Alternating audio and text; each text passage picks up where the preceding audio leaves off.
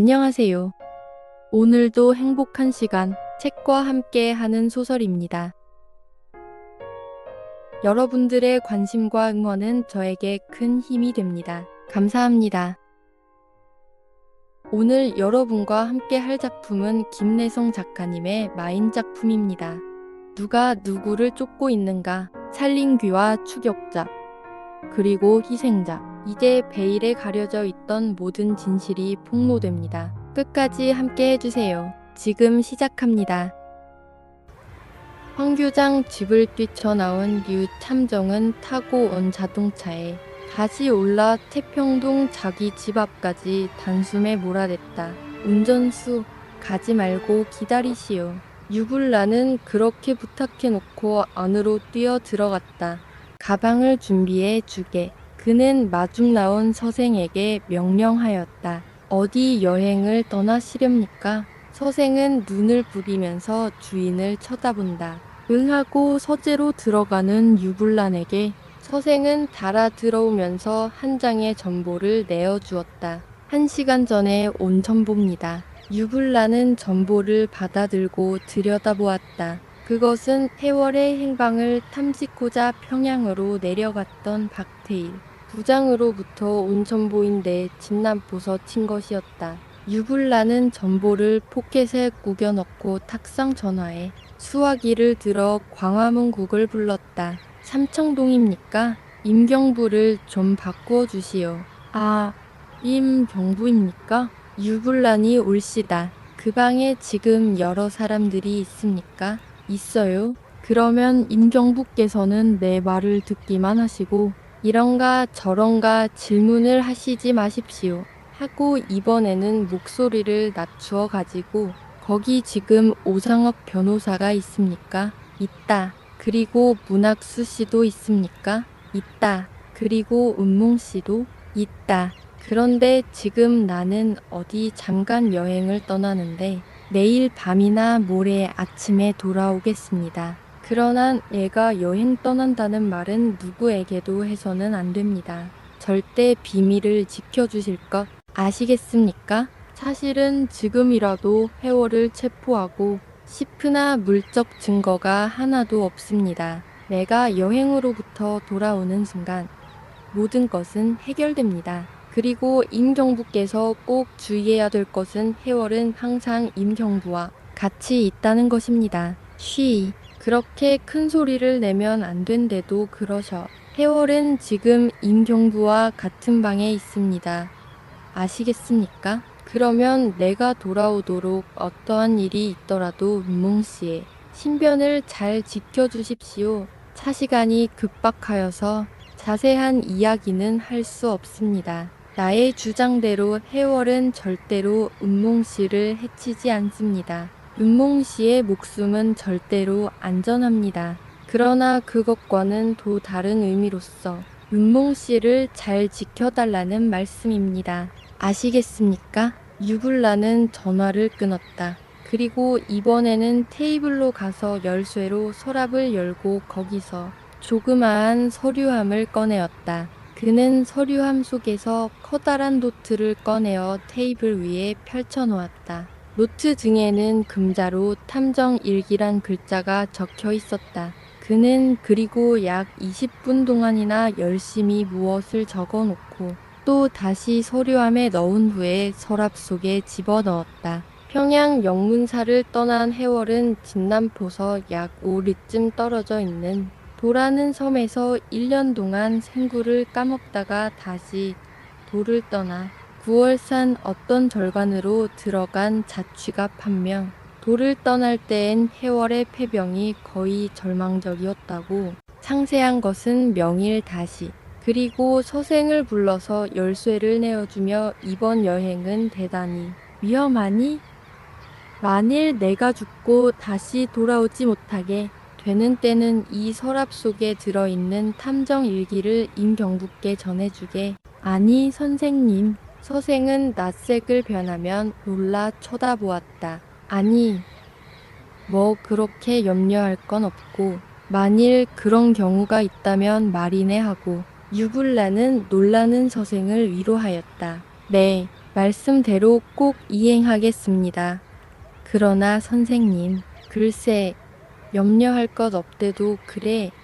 그리고 내 편지를 한 장 쓸 테니 지금 곧 삼청동 문학수 씨에게 전해주고 오게 하고 유불나는 원고지에 두서너 줄 무엇인가 적어서 봉투에 넣고 꼭 봉하였다. 자, 그러면 다녀와. 그리고 유불나는 조그마한 손가방을 하나 들고 밖으로 나갔다. 자동차가 경성역에 도착한 것은 새벽 2시 반. 그가 올라탄 기차는 봉천행 특급이었다. 날이 밝자 정란의 시체는 곧 대학병원으로 운반되어 해부대에 오르게 되었다. 이처럼 정란의 시체를 해부에 보기를 주장한 것은 임경부였다. 정란의 사인이 과연 문학수의 말대로 해월이가 손 총상으로 인한 것인지 혹은 그 외에 어떤 원인에서 인지 임경부는 그것을 명확히 알 필요를 느꼈기 때문이다.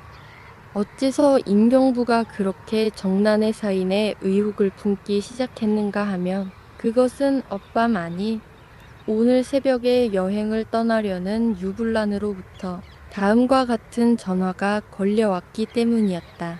해월은 항상 임경부의 신변에 있습니다. 하는 한마디였다. 이 한마디는 실로 임경부로서 모든 인물을 의심하게 하였던 것이다. 정난이가 죽은 것은 문학수와 정난이 단둘이서 삼천공원길을 산보할 즈음이었다. 그리고 문학수 이외에는 누구 한 사람 정난의 살해 광경을 본 사람도 없었고 해월이가 탄 괴상한 자동차의 존재를 본 사람도 없었다. 그러나 해부의 본별과 정난의 사인이 틀림없는 총상이었다. 임경부의 의혹은 아무런 수확도 남기지 못한 채 단순한 하나의 의혹에 지나지 못했던 것이다. 그러나 문학수 자신이 피스톨로 정난을 죽이고 그러한 허위의 진술을 하였다고 생각해도 무방하지 않은가?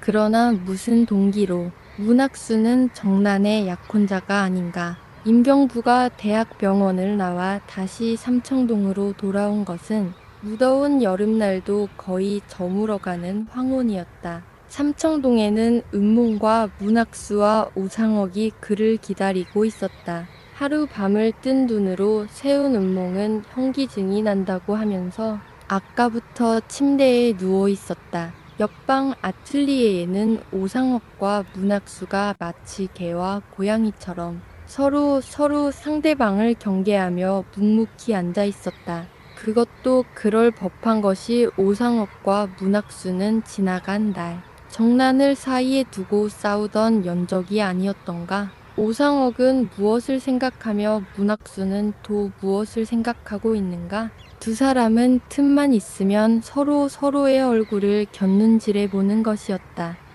어젯밤 유 탐정이 금명간 해월을 체포하겠다고 말했을 때 오상옥 변호사도 역시 해월의 체포를 선언하였다. 그럴상 싶어서 그런지 문학수의 얼굴을 곁눈질 해보는 오상옥의 얼굴에는 어딘가 자신만만한 빛이 떠돌았다. 유탐정과 오 변호사의 경쟁. 유탐정이 먼저 해월을 체포하느냐, 오 변호사가 먼저 해월을 체포하느냐, 이것은 독자 제시와 더불어 필자 역시 대단히 궁금한 하나의 수수께끼다. 그때 침대에 누워있던 은몽은 오상옥과 임경부에게 한시바삐 여기를 떠나 명수대로 가 있기를 청하였다.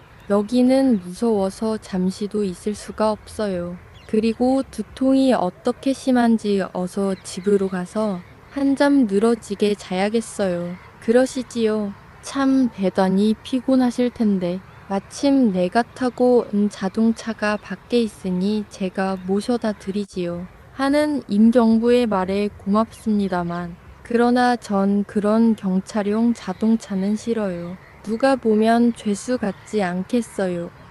흐흐 하고 은몽은 미안하다는 듯이 억지로 웃어 보이는 것이었다. 아 그러면 하고 그때 오상옥은 손수 전화를 걸어 택시 한 대를 불렀다. 택시가 도착하자 오상옥은 은몽을 부축하여 택시에 올랐다. 현관까지 걸어 나가는 동안 은몽은 현기증으로 말미암아 여러 번 쓰러질 듯 하였던 때문이다. 핏기라고는 한 점도 보이지 않는 은몽의 얼굴에는 이젠 내가 죽을 차례로구나 하는 공포와 아울러 생에 대한 단념의 빛이 보이는 것 같았다. 문학수는 그때 무엇을 생각했는지 저도 같이 가보겠습니다 하고 임경부의 자동차에 올라탔다. 이윽고 2대의 자동차가 삼청동을 출발하여 명수대를 향해 달리기 시작하였다. 오상옥과 은몽이 탄 택시가 앞서고 임경부와 문학수를 태운 경찰용 자동차가 뒤따랐다. 그러나 이 2대의 자동차가 명수대까지 도착하였을 때 사람들은 실로 이상한 사실을 발견하였다. 때는 오후 8시경 거리거리에는 지금 울긋불긋한 네온과 함께 밤의 서막이 내리려 한다. 삼청동을 떠난 2대의 자동차는 지금 종로 내거리를 은편으로 커브하여 일로 남대문 쪽으로 달리고 있다. 앞선 택시는 오상옥과 은몽이 탔었고 임경부와 문학수를 태운 경찰용 자동차는 그 뒤를 약 50m가량 떨어져서 달렸던 것이었다. 해월은 절대로 은몽을 해치지 않는다. 그러나 은몽의 신변으로부터 한시라도 감시해 눈을 게을리 해서는 아니 된다.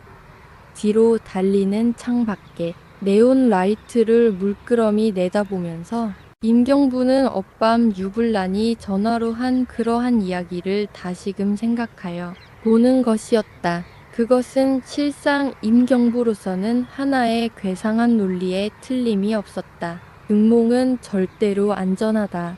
그러나 은몽의 신변을 잘 살피라는 유불란의 말을 대체 어떻게 해석해야 되는지 그는 몰랐다. 그리고 한편 옆에 앉은 문학수로 말하면 어밤 유탐정이 보낸 한 장의 편지를 받은 그 순간부터 그의 얼굴에는 무엇인가 심상치 않은 심각한 빛이 떠돌기 시작하였던 것이다. 그러면 그가 유탐정으로부터 접수한 편지에는 대체 어떠한 내용의 글이 적혀 있었던가? 그러나 그것은 차차 알려질 기회가 반드시 오리라고 믿고 여기서는 2대의 자동차가 명수대에 도착하기까지의 경로를 그리면 그만일 것이다. 자동차는 지금 본정 입구를 지난 안대문을 향하여 달리고 있다. 그러나 2대의 자동차가 남대문 앞까지 달려왔을 때 남대문 앞 내거리에서 있는 고 스톱에 시그널로 말미암아 은몽과 오상옥이 탄 택시는 내거리를 겨우 건널 수가 있었으나 임경부의 자동차는 그만 스톱을 당하고 말았다. 이윽고 스톱의 시그널이 고이 시그널로 변하였을 때는 벌써 은몽의 자동차는 세브란스 병원 앞을 스름스름 달리고 있을 때였다. 임경부의 자동차가 조금 더 속력을 내어 경성역을 지났을 즈음에 다시 2 자동차는 약 50m의 간격을 두게 되었던 것이다. 삼청동을 떠날 때부터 현기증으로 말미암아 몹시 괴로워하던 은몽이 마침내 견딜 수가 없다는 듯 오상옥의 품 안에 기대이고 있는 모양이 뒷 글라스 창으로 보인다. 임경부는 그때 운전수에게 앞차를 따르라고 명령하였다. 앞차도 뒷차가 따라오기를 기다리는 듯이 스름스름 달린다. 이리하여 2대의 자동차가 어깨를 나란히 하게 되었을 때 대단히 편찮으십니까? 하고 임경부는 커다란 목소리로 오상옥을 불렀다. 뇌빈혈 같습니다. 아까부터 구토가 날 것만 같다고 그러더니만 하면서 오상옥은 은몽을 자기 무릎 위에 눕혔다. 하여튼 좀 빨리 갑시다. 하고 오상옥은 운전수에게 재촉하였다. 그러나 한강교를 지날 즈음에서는 은몽의 현기증이 좀 난 모양이었다. 이윽고 그들의 자동차는 명수대의 은몽의 집 현관 앞에서 멎었다. 사람들은 황급히 자동차에서 내렸다. 그러나 그때 만일 탐정이 그 자리에 있었다면 그는 무척 놀랐을 것이다. 현관 전등불에 비친 택시의 운전수 윤몽과 오상옥을 태워온 택시 운전수의 얼굴 왼편. 볼 위에는 마치 지렁이가 기어가는 것 같은 무서운 칼자리가 박혀 있었던 때문이었다. 그리고 그때 무엇이 우스운지 빙그레 웃는 그 운전수의 입 밖으로 마치 황소 이빨처럼 심누런 치아를 발견하고 놀랐을 것이다. 황치인 저번 날 밤 황세민 교장을 협박한 황치인이 아닌가. 오상옥은 은몽을 안고 아래층 침실로 들어가 그를 침대 위에 눕혔다. 은몽은 아무 말도 없이 눈을 고스란히 감고 있었다. 하루 밤을 꼬박 세웠으니 한잠 주무시고 나면 괜찮겠지요? 하고 문학수는 은몽의 머리와 맥을 잠깐 집어보고 나서 그런 말을 하여 스심에 찬 오상옥을 위로하였다. 원체 몸이 약한 데다가 요즘은 침식을 거의 해야다시피 하니까 하고 오상옥도 문학수의 말에 어지간히 안심한 모양이다. 그러나 그 즈음 해월의 마수가 또다시 어둠 속에서 움직이기 시작하였던 것이다. 그날 밤은 유달리 무더웠다. 사면 들창을 모두 열어놓아도 바람 한 점 들어오지 않는 밤이었다. 세 사람은 고요히 잠든 은몽의 침대 옆에 둘러앉아서 식모가 가져온 냉차를 마시면서 그들은 각각 자기 생각에 깊이 파묻혀 있었다. 은몽을 잘 지키라는 유 탐정의 말이 또다시 임경부의 사색을 혼돈케 하는 것이었다. 임경부는 시선을 돌려 침대 위에 누운 은몽을 바라보았다. 새카만 양복과 대조된 은몽의 새하얀 얼굴은 더 한층 창백해 보였다. 지나간 날 공작 부인으로서의 꽃다발처럼 화려하던 은몽의 얼굴이 이제는 공포와 고독으로부터 오는 우수해 아명 이외에는 아무것도 없었다. 임경부는 저도 모르는 사이에 쓸쓸해지는 자기 마음을 뒤적거려 보면서 문득 시선을 돌려 묵묵히 오상옥과 마주 앉아있는 문학수의 얼굴을 쳐다보았다. 그때 그는 어쩐지 가슴이 이상하게도 두근거림을 깨닫지 않을 수 없었다. 왜 그런가 하면 오상옥의 얼굴을 대대로 곁눈질해 보는 문학수의 두 눈에서 그 어떤 잔인성을 임경부는 발견했기 때문이었다. 그러나 그것은 문학수의 눈에서만이 아니었다. 임경부는 오상옥의 눈초리에서도 역시 그보다 못지않게 잔혹한 빛을 발견할 수가 있었던 것이다. 한마디의 대화조차 없이 돌부처처럼 마주 앉아있는 그들 두 사람의 눈초리는 무엇인가 알 수 없으나 서로를 의심하고 서로의 일거일동을 무섭게 주목하고 있는 것만은 숨길 수 없는 사실이었다. 그러나 그때였다. 2층 서재에 전화가 왔는데쇼 하면서 식모가 들어왔다. 누구에게? 저 경찰서에 계신 임경부나리를 좀 대어 주십사고요. 대단히 긴급한 말씀이 계시다면서 곧 좀. 그러나 임경부는 좀처럼 몸을 일으킬 줄을 몰랐다. 긴급한 전화라니 대체 어디서 온 전화길래 어디서 온 전화인지는 알 수 없으나 자기도 그보다 못지않게 긴급한 사정이 있다는 임경부의 표정이었다. 저 태평동 유 탐정날이 댁에서 온 건 뎁쇼. 유 탐정. 임경부는 하는 수 없이 의자에서 일어나면서 한 번 더 오상옥과 문학수의 얼굴을 쳐다보았다. 그리고 그 어떤 험악한 공기가 그들의 주위를 둘러싸고 있음을 깨닫고 좀채로 떨어지지 않는 발걸음을 옮겨 복도로 나갔다. 찬스를 놓쳤나 보다. 임경부는 층층대로 뛰어 올라가면서 마음속으로 그렇게 부르짖었다. 그렇게 생각하니 임경부의 가슴속은 한층 더 초조하였다. 서재로 뛰쳐 들어간 임경부는 불이 났게 수화기를 들자마자 네, 임세훈이요 하고 거의 고함치듯 말하였다. 아 그렇습니까? 저는 태평동 유불란씨 댁 서생입니다. 그래서 빨리 용건을 말해봐요 하고 조급스레 묻는 임경부의 말에 다른 것이 아니라 지금 박태일 부장으로부터 유불란 씨에게 전보가 한 장 왔는데 말씀이지요. 유 선생은 계시지 않고 해서. 그리고 내용을 보니 대단히 급한 전보길래 빨리 전보를 읽어봐요. 잔소리 말고. 네, 그러면 읽겠습니다. 해월은 지금으로부터 5년 전 9월산 계명사에서 확실히 죽었다.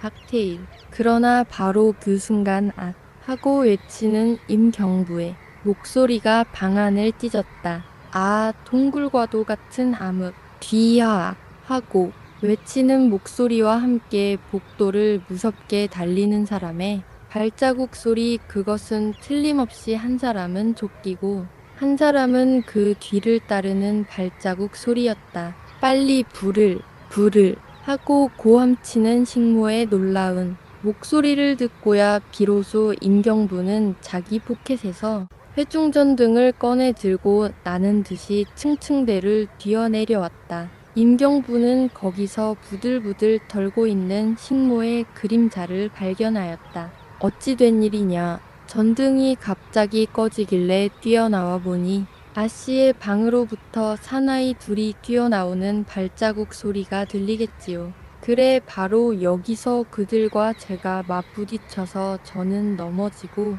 그들은 현관 밖으로 뛰어나갔습지요. 그때는 벌써 임경부는 회중전등을 번쩍거리며 눈몽의 침실 안으로 뛰어 들어간 때였다. 오! 하고 신음하는 임경부의 떨리는 목소리. 회중전등에 비치는 침대 위의 눈몽. 눈몽의 가슴에는 한 자루의 단도가 무참히 박혀 있었다. 임경부는 불이 나게 단도를 빼고 자기 귀를 은몽의 입에다 갖다 대어 보았다.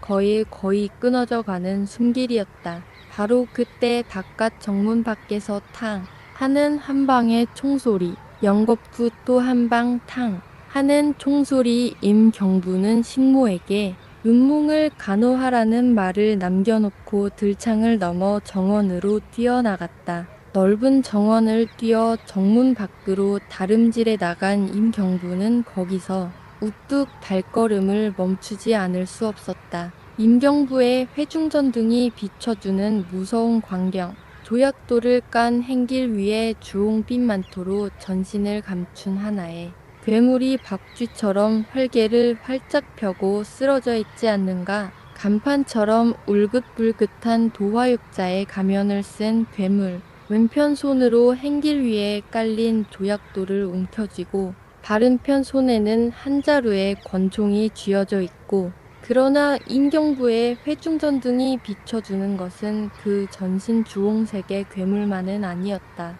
살림비 해월의 시체 바로 머리맡에 한 사람의 사나이가 비장한 얼굴로 땅 위에 쓰러진 괴물을 묵묵히 내려다보고 서 있는 것이었다. 해월은 죽었습니다. 사나이는 감개무량한 어조로 그렇게 중얼거렸다. 그 사나이, 그것은 다른 사람 아닌 오상옥 변호사 그 사람이었다. 아, 그러면 하고 임경부는 그 어떤 예감이 들어맞았다는 듯이 오상옥과 괴물을 번갈아 쳐다보았다. 그러나 오상옥은 아무 말도 없다. 임경부는 마침내 허리를 굽혀 엎드러진 괴물을 반드시 제쳐놓고 얼굴을 가리운 도화역자의 탈을 슬그머니 벗겼다.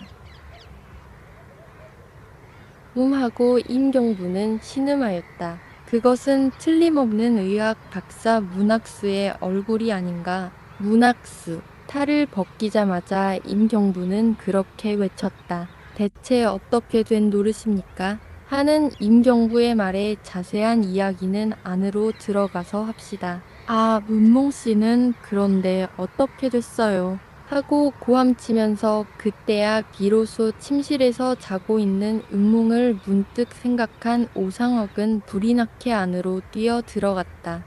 그러나 그때는 벌써 은몽의 숨은 툭 끊어져 버린 뒤였다. 은몽의 시체 옆에서 식모가 촛불을 켜들고 헥헥 느껴 울고 있는 것이었다. 은몽씨. 오상옥은 북받쳐 오르는 슬픔을 억제할 바 없어 은몽의 차디찬 시체를 어루만지면서 일생을 외롭게, 그리고 슬프게 바친 은몽의 영혼 앞에 엄숙히 머리를 숙였다. 은몽씨. 은몽 씨를 그렇게 괴롭히던 악마는 죽었습니다. 아, 그러나 은몽 씨. 머리를 숙인 오상옥의 두 눈으로부터 뜨거운 눈물이 한 방울 떨어지기 시작한다. 은몽 씨를 위한 저의 모든 노력은 수포로 돌아가고 말았습니다. 은몽 씨를 살리려고, 은몽 씨를 구하려고 그렇게 애를 썼습니다만, 은몽 씨가 없는 이 세상이 제게 무슨 소용이 있으리요.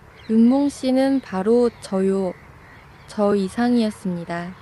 하고 오상옥은 마치 산 사람에게 이야기하듯이 은몽의 죽음을 슬퍼하는 것이었다. 그때 해월안이 문학수의 시체를 영광까지 끌어다 놓은 임경부는 해월의 무시무시한 주홍색 만토와 도화역자의 탈을 벗겨들고 침실로 들어왔다. 침실 안의 스위치를 눌러보았으나 통 전등이 켜지지 않으므로 식모에게 물어보니 현관 바로 옆 단벽에 이 집 전등 전체를 끌 수 있는 스위치가 붙어 있다는 것이다. 임경부는 다시 현관으로 나가 회중 전등을 비춰보았다. 식모의 말대로 계량기 옆에 스위치를 눌렀다. 집안에는 다시 전등이 환하게 켜졌다. 전선을 끄는 줄 알았더니 하고 중얼거리며 다시 침실로 들어온 임경부는 대체 어떻게 된 셈입니까? 내가 2층으로 전화를 받으러 올라간 사이에 이렇게 하고 묻는 말에 비로소 오상옥은 머리를 들고 다음과 같은 이야기를 하였다.